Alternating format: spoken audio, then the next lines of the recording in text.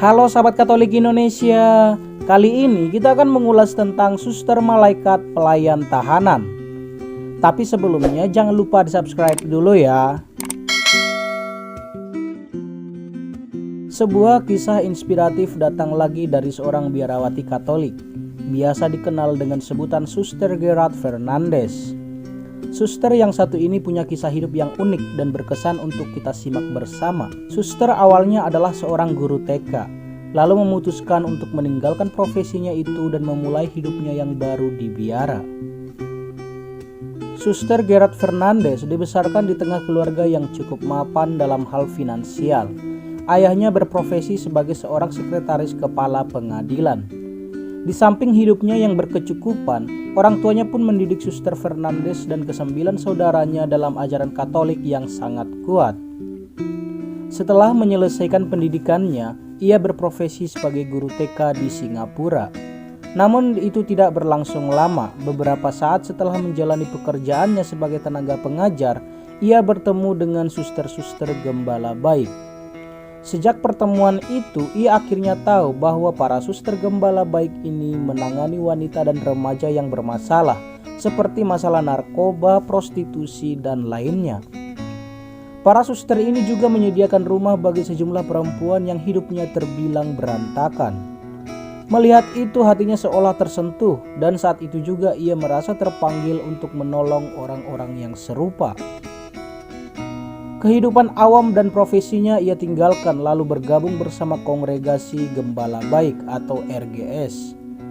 Di tempat penampungan saya melihat beberapa gadis remaja dan di wajah mereka terpampang kesedihan. Saya berkata pada diri sendiri, disinilah saya ingin bekerja dengan gadis-gadis seperti mereka, ujar Suster Gerard Fernandez kepada StrideTimes.com. Setelah membulatkan tekadnya, wanita yang kini berusia 81 tahun ini menyampaikan keputusannya pada kedua orang tuanya. Awalnya dirinya sempat dilanda rasa takut karena dalam benaknya ayah dan ibunya pasti menolak keputusannya itu. Tapi dugaan itu ternyata salah, orang tuanya malah bahagia dan mendukungnya.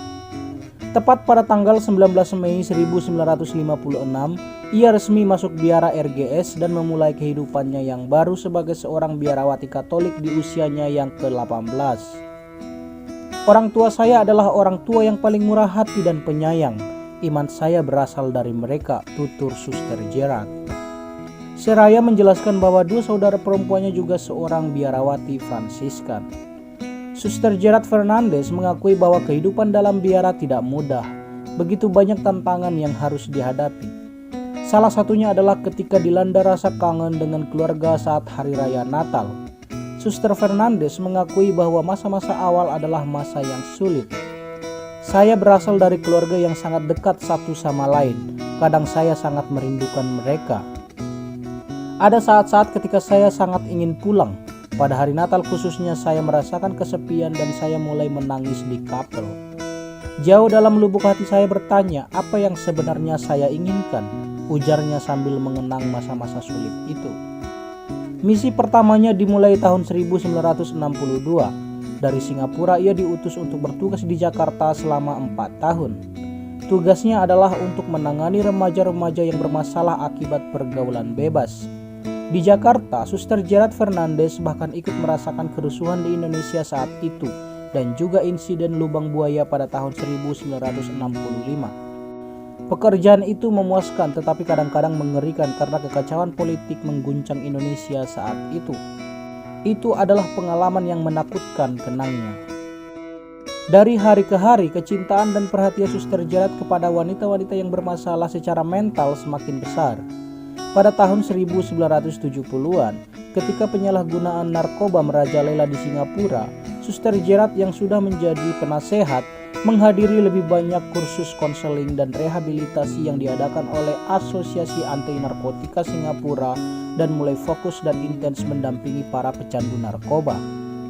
Karena kecintaannya yang luar biasa itu, Suster Gerard bersama dua rekannya, Pastor Briondoro dan Pastor Patrick John O'Neill, mendirikan pelayanan penjara Katolik Roma atau Roman Catholic Prison Ministry. Yayasan ini bertugas untuk mendampingi para pengguna, pengedar narkoba, dan sejumlah narapidana yang divonis hukuman mati yang sedang dikurung di dalam penjara. Pada usia 36, saya berjalan dengan narapidana pertama saya saat ia hendak dihukum mati. Saya tidak mengetahui panggilan itu, tetapi saya kira itu sudah lama tertanam di hati saya, kata Suster Gerard. Pada tahun 1981, Suster Gerard mendampingi 3 orang narapidana yang juga dijatuhi hukuman mati. Salah satu korbannya yang bernama Catherine Tan adalah bekas muridnya dulu. Kasus ini sangat mengejutkan bagi Suster Gerard karena ia mengenal Catherine dan keluarganya sebagai pribadi yang baik. Namun karena korban pergaulan, Catherine akhirnya salah dalam melangkah hingga nyawanya meragang di tiang gantungan. Selama 6 bulan, Suster Gerard berjuang untuk bisa berjumpa dengan Catherine, hingga akhirnya muridnya itu membolehkannya menjenguknya. Sejak saat itu, selama 7 tahun ia rutin mengunjungi Catherine bersama suaminya Adrian Lim dan Nyonya Hai Kak Hong. Pada tahun 1988, ketiga narapidana ini akhirnya menjalani hukuman gantung. Menurut Suster Gerard, ia mendampingi Catherine hingga sisa hidupnya, dan itu benar-benar membuatnya merasa terpukul. Usai kasus ini lebih dari 3 dekade, biarawati itu berjalan bersama 18 narapidana ke tiang gantungan. Kadang-kadang Suster Gerard menghabiskan malam panjang bersama mereka dalam doa.